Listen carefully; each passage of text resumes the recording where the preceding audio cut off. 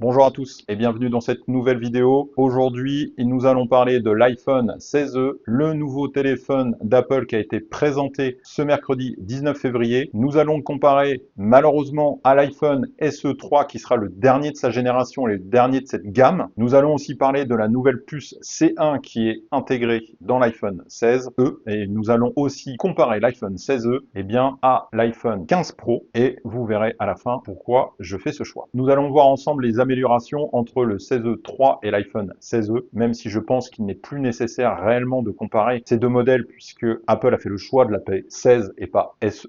Pour moi, ce n'est pas un SE4 déguisé, c'est bien un iPhone 16 et son tarif positionne dans du haut de gamme et pas dans du moyenne gamme comme nous l'attendions. Côté écran, nous, on passe à 6,1 pouces avec une qualité OLED. L'écran donc sera complet puisqu'il n'y a plus de Touch ID. On aura directement le Face ID à travers une encoche. Il n'y a pas de Dynamic Island sur ce modèle. Côté connectivité, nous récupérons aussi l'USB-C, ce qui est normal puisque c'est la législation européenne. Côté caméra, la caméra frontale est améliorée, mais c'est surtout la caméra arrière qui nous intéresse puisque l'objectif principal passe à 48 mégapixels et donc récupère l'objectif qui est déjà présent sur l'iPhone 16. À l'intérieur de ce téléphone, on va retrouver 8 Go de RAM, on va retrouver 128 de disque dur, donc une amélioration par rapport au SE3 qui est commencé à 64 Go. Nous avons la fameuse puce A18 qui est aussi présente sur l'iPhone 16, en sachant qu'elle est légèrement différente. Et nous retrouvons une nouveauté complète sur toutes les gammes de téléphones, puisque c'est la première fois qu'il est mis dans un téléphone. C'est la fameuse puce C1. Cette puce vient remplacer la puce Qualcomm qui servait pour la partie 5G ou 4G des téléphones chez Apple. Donc quelques nouveautés qui sont quand même significatives par rapport au SE3, toujours dans le cadre où on souhaite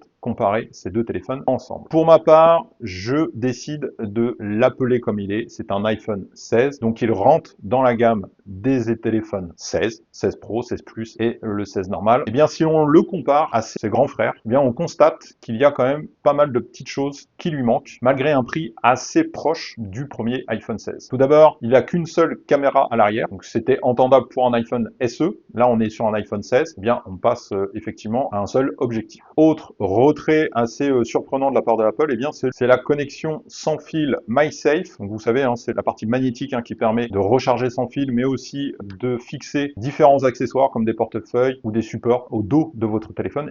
Cette technologie n'est pas embarquée dans l'iPhone 16. Autre technologie qui n'est pas embarquée, c'est l'Ultra Wideband. Cette technologie permet de retrouver plus facilement les objets connectés, notamment comme les AirTags ou vos AirPods.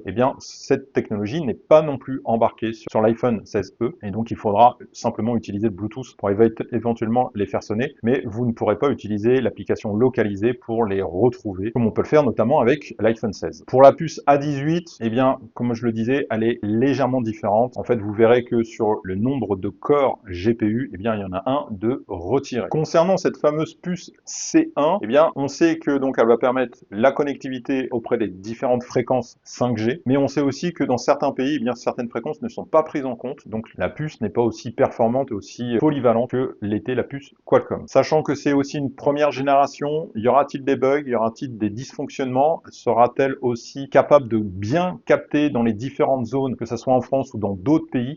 Ceci est un risque, ceci est une chose qu'on ne peut pas savoir tout de suite, ça sera uniquement à travers des tests et sur du long terme qu'on pourra définir cette partie. Comme vous le voyez, cet iPhone 16e a des plus et des moins. Si on le compare effectivement à un SE3, il a quand même beaucoup d'avantages, notamment la grandeur de l'écran, les performances, le fait qu'on puisse utiliser Apple Intelligence qui devrait normalement arriver en avril en France. Mais au-delà de ça, les compromis semblent quand même assez drastiques et ne justifient pas de conserver un prix assez élevé. Comme je l'ai dit en début de vidéo, je vais comparer ce 16e au 15 Pro. Donc je vous fais défiler un petit peu les caractéristiques du 15 Pro pour vous les remettre un petit peu en mémoire. Bien sûr, la puce qui est embarquée n'est pas la A18, mais comme vous pouvez le constater, elle est quand même compatible Apple Intelligence, donc vous pourrez utiliser de la même façon Apple Intelligence, donc cela ne change rien. Et d'ailleurs, vous pouvez voir aussi que côté processeur, on a 6 corps de GPU alors qu'on n'en a que 3 côté iPhone 16e. Côté écran, on a une meilleure luminosité, un meilleur taux de rafraîchissement puisqu'on sera sur du ProMotion, donc ça veut dire du 120 Hz de rafraîchissement, sachant que le 16e, il est comme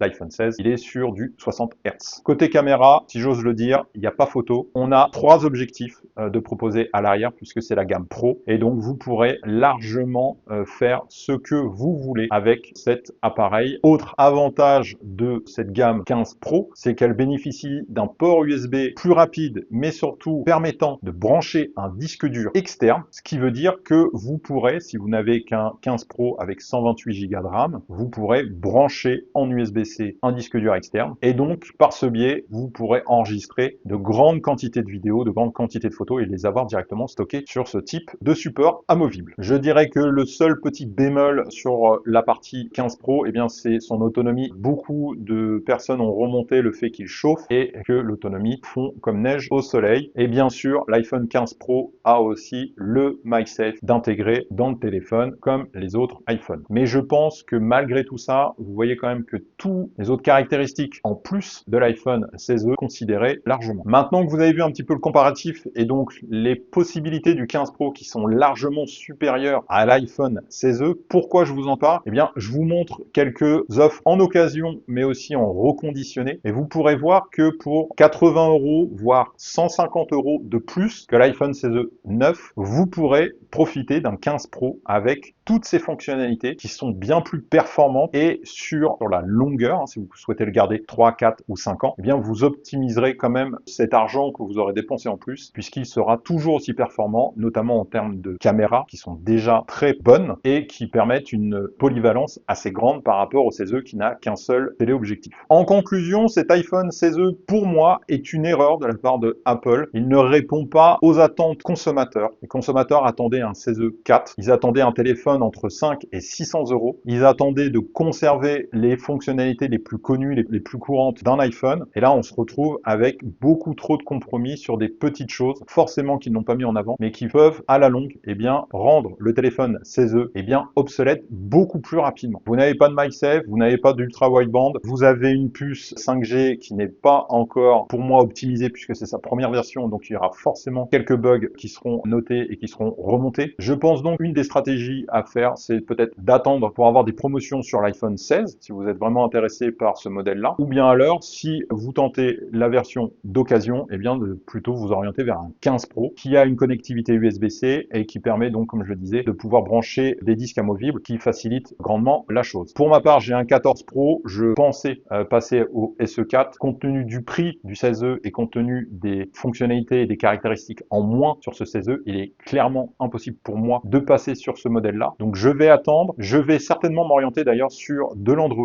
Il y a le Google Pixel 9a qui va arriver courant mars et puis il y a aussi le Nothing Phone 3 qui va arriver certainement avril ou mai si je ne dis pas de bêtises. Et puis vraiment la toute dernière en milieu d'année, nous aurons le droit au Samsung Z Flip FE, donc la version flip entrée de gamme de chez Samsung. Mon objectif final, c'est quand même d'avoir un flip à disposition. Toujours est-il que pour l'instant, je suis avec mon 14 Pro, je filme avec, les qualités bonnes. Si vous avez l'opportunité d'utiliser ou d'acheter en tout cas un 15 Pro, je vous le conseille grandement. C'est tout pour moi. Likez, partagez, commentez si cette vidéo vous a plu et je vous dis à bientôt pour une prochaine vidéo.